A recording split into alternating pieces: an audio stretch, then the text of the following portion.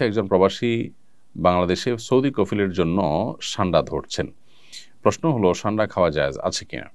সান্ডা সাধারণত মরুভূমিতে হয়ে থাকে এবং এটি সরীসৃপ প্রজাতীয় একটি প্রাণী, দেখতে গুই সাপের মতোই অনেকটা। এই সান্ডা এটাকে কোরআন এবং হাদিসের ভাষায় দব বলা হয়, এখনও আরব দেশগুলোতে এটাকে দব বলা হয়।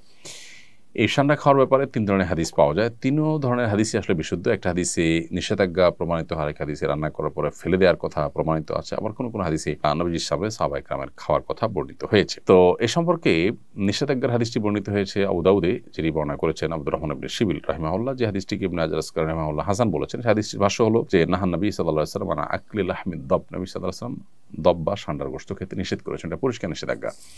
আরেকটি হাদিস বর্ণিত হয়েছে মুসনাদে আহমদে, যেটিকে ইমাম ইবনে হাজাম এবং ইমাম আইনি এবং শাওকানি রাহিমাহুল্লাহ তারা সহিহ বলেছেন।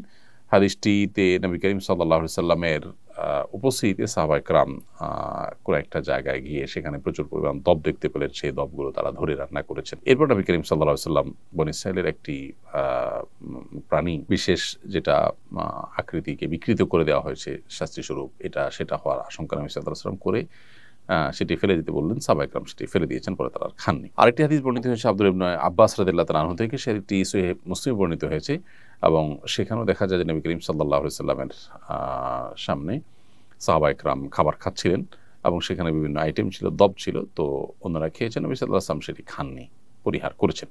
তো 3 নম্বর হাদিস থেকে অনুমোদন বোঝা যায়। এসব হাদিসগুলোই বিশুদ্ধ এবং এসব হাদিসগুলোকে সামনে রেখে পৃথিবীর সংখ্যাগরিষ্ঠ ওলামায়ে কেরাম বা বেশিরভাগ ইমামগণই দব খাওয়াকে জায়েজ বলেছেন। আর হানাফি মাযহাবের ওলামায়ে কেরাম এটিকে মাকরুহ বলেছেন, অপছন্দনীয় বলেছেন। মাকরুহ বলার ক্ষেত্রে আবার অনেক ওলামায়ে কেরাম মাকরুহ তাহরিমি বলেছেন, কেউ তানজিহ বলেছেন হানাফি ওলামাদের মধ্য থেকে। তো বেশিরভাগ ওলামায়ে কেরাম এটি খাওয়াকে জায়েজ বলেছেন। কারোর রুচিতে নাবাদল তিনি না খেলেন, সেটা সম্পূর্ণ ভিন্ন বিষয়।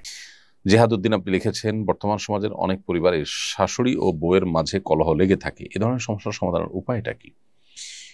বেশিরভাগ পরিবারগুলোতেই দাম্পত্য কলহ মূলত বউ শাশুড়িকে ঘিরেই শুরু হয় এবং এটির ফলশ্রুতিতে কত ছেলে যে এ পর্যন্ত আত্মাহুতি দিতে হয়েছে বা তারা আত্মহত্যার পথ বেছে নিয়েছেন অনাকাঙ্ক্ষিতভাবে, অপ্রত্যাশিতভাবে, সেটা আসলে বড় অপেক্ষা রাখে না। তো বউ শাশুড়ির মাঝে যে কলহ, এই কলহ দূরের উপায়টা কি? এটা দূরের উপায় হলো, প্রত্যেকটা মানুষের দায়িত্ব আছে, তার কর্তব্য আছে এবং তার অধিকারের সীমারেখা আছে। এটার জানাশোনা বাড়াতে হবে, এটার আলাপচারিতা বাড়াতে হবে, সচেতনতা সৃষ্টি করতে হবে। আমাদের দেশে যারা মারা সন্তানকে অনেক বেশি ভালোবাসেন, সবার চেয়ে বেশি ভালোবাসেন সন্দেহাতীতভাবে, কিন্তু এই ভালোবাসার কারণে সন্তানকে অনেক সময় মা এমন বেশি আগলে রাখেন যেটা আসলে মা হিসাবে তার অধিকারের সীমা ছাড়িয়ে চলে যায়।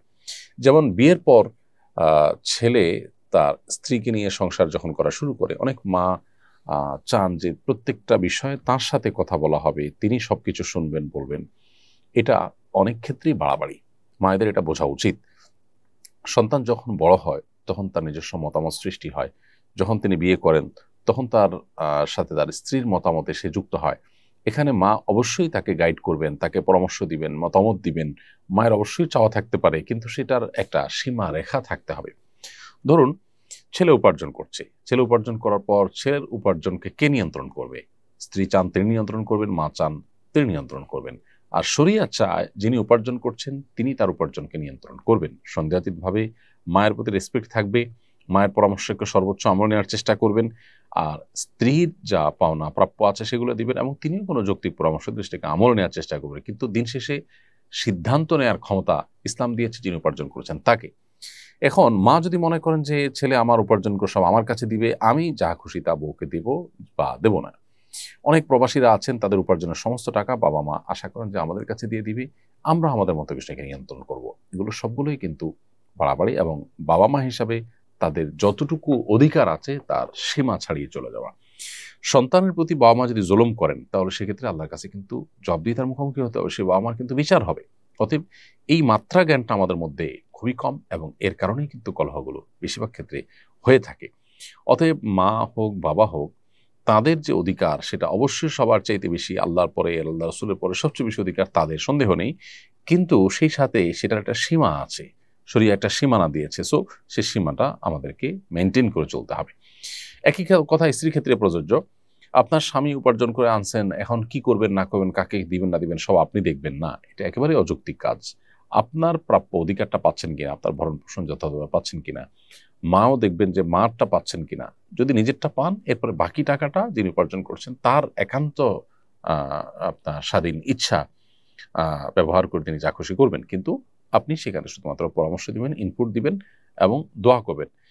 স্ত্রীগণ যারা আছেন যদি মনে করেন যে স্বামী ভুল পথে আছেন, তাহলে সেক্ষেত্রে আল্লাহর কাছে চোখের পানি ফেলে দোয়া করেন। আল্লাহ তো সবকিছু করতে পারেন, আপনি আপনার চেষ্টা করেন। কিন্তু এটা নিয়ে ঝগড়াঝাটি করে বাড়াবাড়ি করে মনোমালিন্য তৈরি করলে তা কারোর জন্য কল্যাণকর হয় না। অতএব এই যে আমাদের যার যার পাওনার সীমারেখা, এটা আমাদের বোঝা উচিত। এবং সেই সাথে দুনিয়া দিন শেষে এখানে আমাদের চাওয়াগুলো সব পূরণ হয়ে যাবে। আমি যা চাইবো সব আমার মন মতোই হতে হবে, না হলে আমি ডিপ্রেসড হয়ে যাব, আমি অনেক বেশি অস্থির হয়ে যাব। এটা একেবারেই একজন ইমানদারের সাথে যায় না। বিধায় আমাদের সহনশীল হতে হবে, ধৈর্যশীল হতে হবে, তাহলে ইনশাআল্লাহ এই পারিবারিক কলহগুলো কমবে।